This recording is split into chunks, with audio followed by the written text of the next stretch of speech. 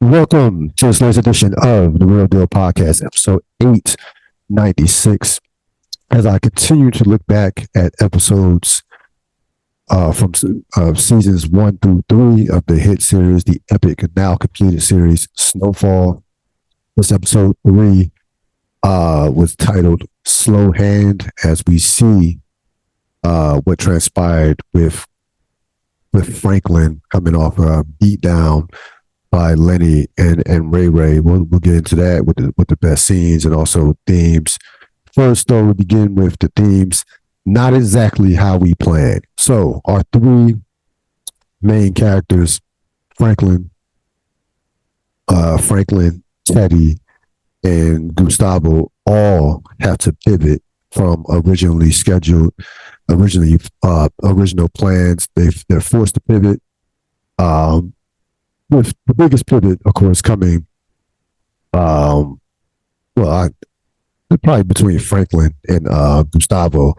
We'll get into the Gustavo part, but Franklin definitely had to make another move following him being robbed by Lenny and Ray Ray. He was forced to, do something, go outside of himself as far as, get deeper and deeper into this world that he is still yet unfamiliar with.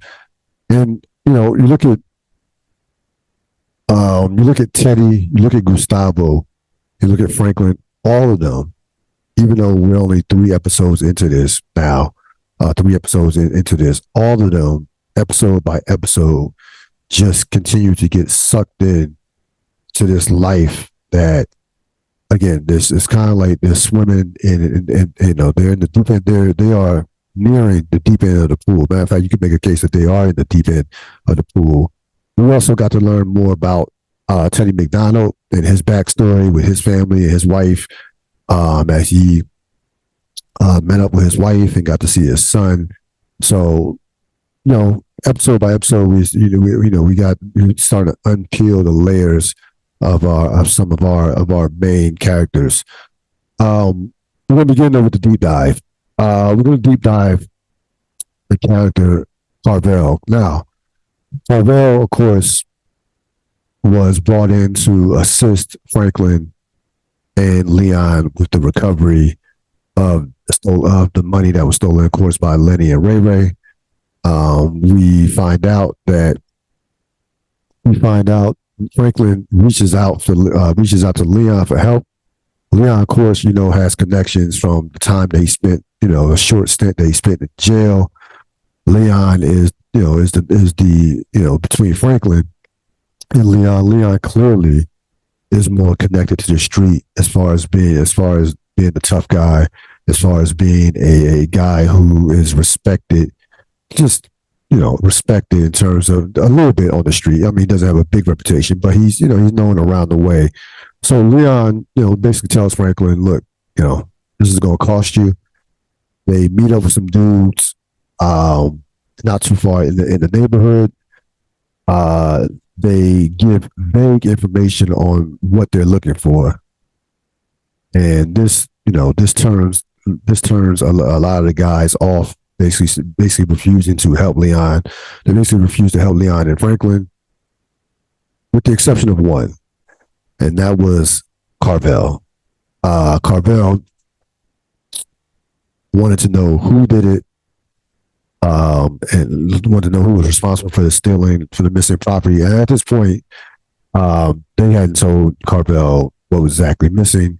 As soon as they told him the name of the two guys, he immediately, that seemingly, got him excited. And he basically said, look, oh, sure, let's go get him. Now, this just goes to show you that, these two guys that took Franklin's money, you would think that they were, regular tough guys. And then when you hear another guy say, no, these two dudes are soft, basically wannabe gangsters. Franklin and Leon quickly learned that there's another level of a tough guy, of a real street dude, and they find out with Carvel. Carvel is in every scene like Carvel, without getting into the best scenes, and we'll get to the best scenes later on. The Carvel is coming up, but Carvel is crazy. Carvel is crazy. You would think, I don't think they mentioned this during the episode, but Carvel, there's no question, well, based on the action that he took later on in this episode, that Carvel has done some time.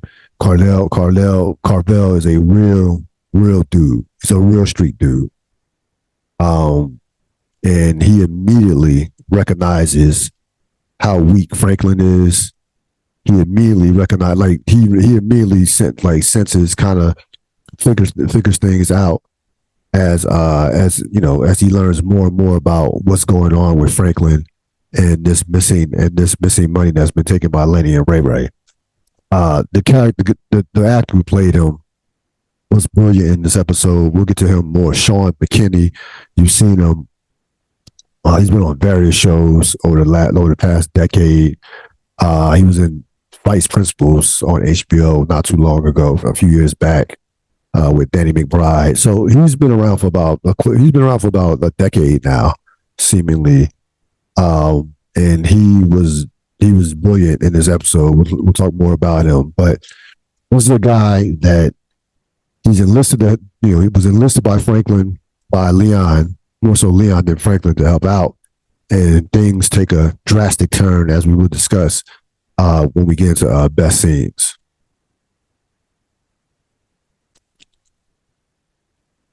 Getting back to Carvel, anybody, listen, I was never a street dude, won't ever pretend to be one. But anybody that knows anything about the streets, or that's any friends that have been in the streets, or that have been locked up, there's always one guy in the neighborhood, in most neighborhoods, not that just you don't want to fuck with.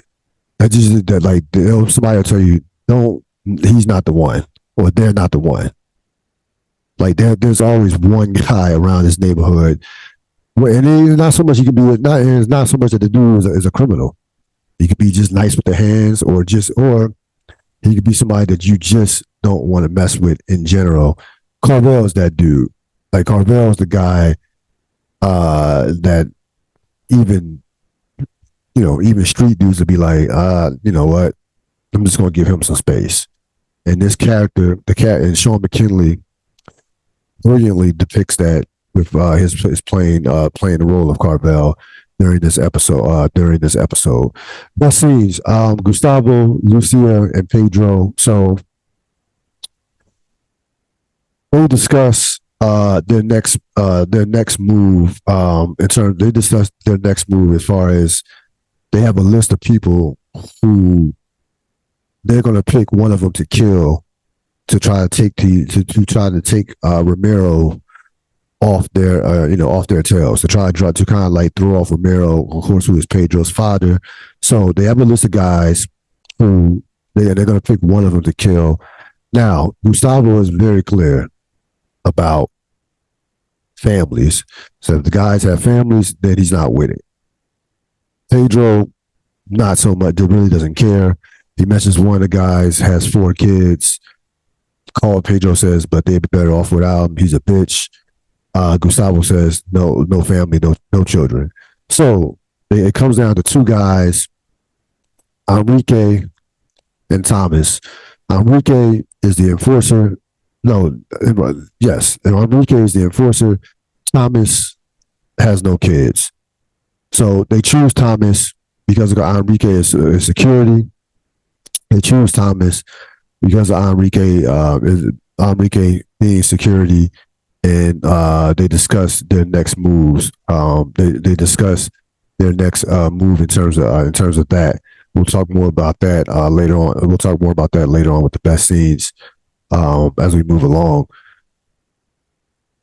Again, Gustavo's in a place where he has at this point, he has leverage from the standpoint of they need him. They need him for muscle.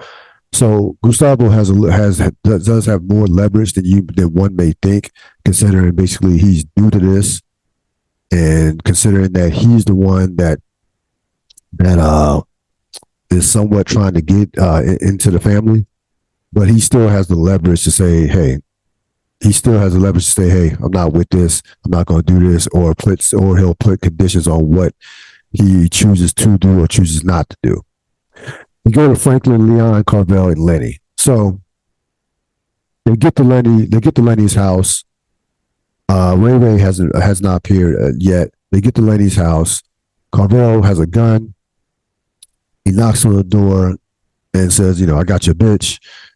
Pushes Leon, and as soon as Lenny opens the door, he basically pushes the door and takes Lenny. They take Lenny hostage, tie him up. They go through. They try to, they basically tear his place apart, looking for the money. They were initially in the first scene, they were not able to find the money. Lenny recognizes Franklin from the beat down. Basically calls him out his name, disrespects him, has zero respect for Franklin whatsoever, and seemingly just does not understand who he's dealing with in terms of Carvel. Because at the beginning, even tied up, even with a sock in his mouth, he had no fear for Carvel whatsoever, none. At least in the beginning, they get to a point where Carvel starting to get impatient. Leon punches Lenny in the mouth. Blood, busts his mouth. He spits at Franklin. Franklin always, trying to be the diplomat here, and always, always trying to not. And this is something I've noticed from Franklin early on, that Franklin will try to talk things out more than go into violence, or more. He's, in the beginning, they really set him up as like a negotiator type, a diplomatic type. He's the thinker from that standpoint. So he basically tells Lenny, like, look, you don't want to do this. We don't, don't want to really, I don't want to kill you, so on and so on. But again, Franklin at this point, has zero street credibility whatsoever. His name is not ringing out on the streets. He is not the Franklin that, of course, we know that ended this series with Snowfall. These are still the baby steps of him developing and developing his reputation, developing, and even finding out who he is as a man. I think Franklin, from an identity standpoint, is still figuring out who he is at this point in his life. Still, the character he's playing, that Damson Idris is playing, is basically a teenager in a sense. He's like 17, 18 years old. So you have to also keep that in mind when you're talking about Franklin, when you're looking at Franklin, especially in this first season. So Carvel just snaps. Lenny continuously says, "Fuck you." That triggers Carvel, and Carvel takes a baseball bat, hits Lenny in the torso, hits him in the torso, also hits him in the arm. Lenny's yelling, and even with that amount of pain that he was in, basically tells Carvel, fuck you. Then Carvel drags him in a room, and Franklin at this point seemingly, has completely lost control. Like, Carvel at this point is in total control from the standpoint of he's not listening to Franklin or Leon whatsoever. He doesn't even respect them. Immediately, he calls them, basically drugstore cotton, ice cream, soft ass niggas, or baby shit, baby. I forgot what the exact line was. He said these two niggas are soft as baby shit, basically, to Lenny, and he drags Lenny in the room. Franklin thinks that he was physically abusing him, but not to what Franklin basically says he's killing him. And then we learn to find out he wasn't killing him, but he was kind of killing him as he's raping Lenny. Leon says, no, he's giving it to him. And he was giving it to him. You can hear the bed squeaking. At the end of the scene, you have Lenny bent over, hands down. Carvel walks out the room, zips up his pants, and ends up finding the money. And then Carvel just basically scoffs at them, saying, at Franklin saying, hey, that's our money. That's our money. And he, listen, physically, he's much more imposing than these two guys. And again, this guy's a real dude. Seemingly, I wouldn't be surprised if he had some bodies on him. He just walks right past Franklin and Leon, and they are probably no better off than where they started in terms of not having the money. Yeah, they know who has it, but they knew who had it before in terms of Lenny and Ray Ray. But now Carvel has all their money. Carvel seemingly, I don't think it was matter, but Carvel seemingly was annoyed by the fact that Franklin ended up telling him it was only a couple of G's. I think if Franklin would have told him it was 30 G's, he still would have took it. Like from the point that he recognized recognized at least Franklin as a non-street dude, he was going to take that money regardless. Like, what's that? As soon as he suspected, I'm sure Cardell in his mind, even before they told him it was money, in his mind, he suspected that it was some money missing. And that Franklin and Leon didn't want to tell everybody. So he picked up, I'm sure back at the house that he was at with his other boys, that he was suspecting that it probably was some money and that this was going to be his big score from that standpoint. Okay, here's the problem with the scene. Most people's problem with the scene was the rape. When this originally came out, a lot of people had a problem with that. A lot of people on social media, a lot of people thought it was, they didn't show, actually, all you did was hear sounds. They didn't actually show it. But, there are people that were uncomfortable with that. Now, again, this is 2017, so a lot of things have been shown on television or heard on television that, this is not, in the early 90s, per se. The problem I had with the scene myself was the fact that if I'm missing $30,000, I'm going to destroy a house. For them not to check that, they didn't check the room that the money was actually in. They were not shown checking that room. Like, I'm ripping that and I'm tearing that house apart. I don't know if it was a situation where I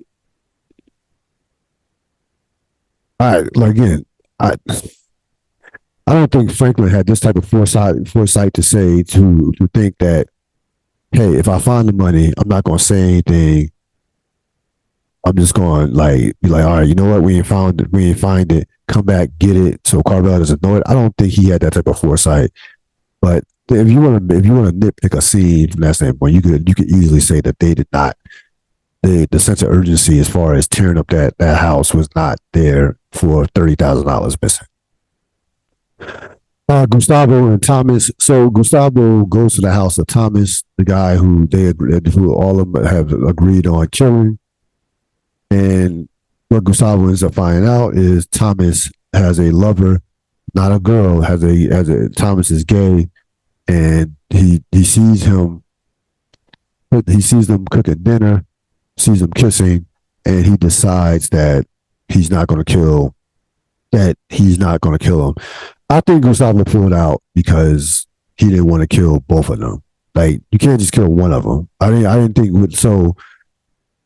This showed some early humanity out of Gustavo, and that he does have limits. Like, yeah, he can get violent, he can be violent, but he's not going to kill just for the sake of killing. Had he killed Thomas, he would have had to kill his boyfriend. He would have had to. Like, you just can't leave any witnesses. You can't bank on the fact. I don't care how much you intimidate the guy. You can't bank on the fact that he's not going to tell someone. So I think what they showed you with Gustavo is how much humanity that there is some humanity within that character, and we'll go on to see. We'll see, how that transpires for the rest of these first 3 seasons. Franklin, Jerome, and Louis. So Franklin returns to Jerome and Louis. Him and Jerome drinking, I think, had some whiskey, some brown liquor. I think it was whiskey. And Louis comes in and says, none for me. She sees the marks on Franklin's face. She assumes that Claudia was the one that's responsible. He says no. Franklin tells her no, tells her and Jerome no, and basically asks them for a gun. And this is the point. This is one of these fork in the road moments for this series for Franklin Saint. Jerome specifically tells him, if you have a gun, you better be ready to use it. And basically, Jerome says, I don't want any part of this. If it comes back on you, that I gave you this gun. Don't want to hear any shit from Sissy about me giving you a gun. This is you. Once I give you this gun, you're basically on your own from that standpoint. So reluctantly, Jerome does give him the gun, and Franklin, to end the episode, puts the gun in a broken stereo. As he ends the episode, sit next to his mother as she watches television, and that's how the episode ends. Again, you see Franklin, I think through the first 3 episodes, as smart as Franklin is, you heard Abby say, he has a silver tongue, and we heard some of his vision in episode 1. He's still very green.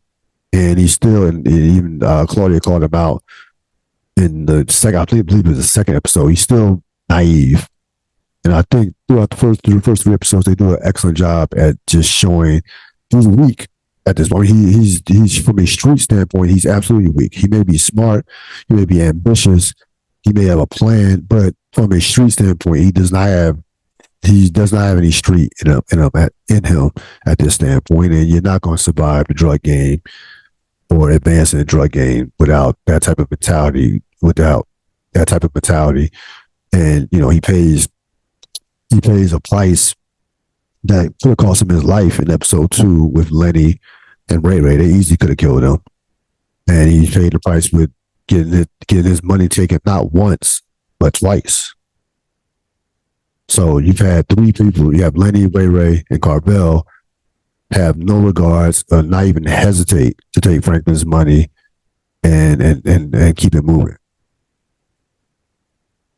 So even though you've seen Franklin progress, get a key, flip it with some quick thinking, with some maneuvering with Louis, the relationship with Avi and what have you, they're still showing him to be vulnerable as they should, considering that he's not deep in this game yet.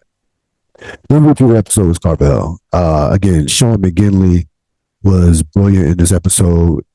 The 2 scenes that he was in, or the 3 scenes that he was in, he dominated those scenes.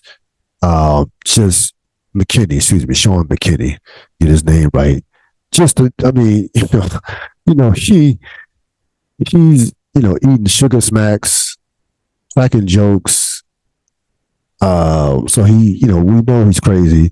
We know that he might be a killer, but he has, similar to Avi, he does have some charisma, and he does have along with that violent side. And again, you see the difference between him, Franklin, and to a lesser extent Leon, in terms of the levels of street.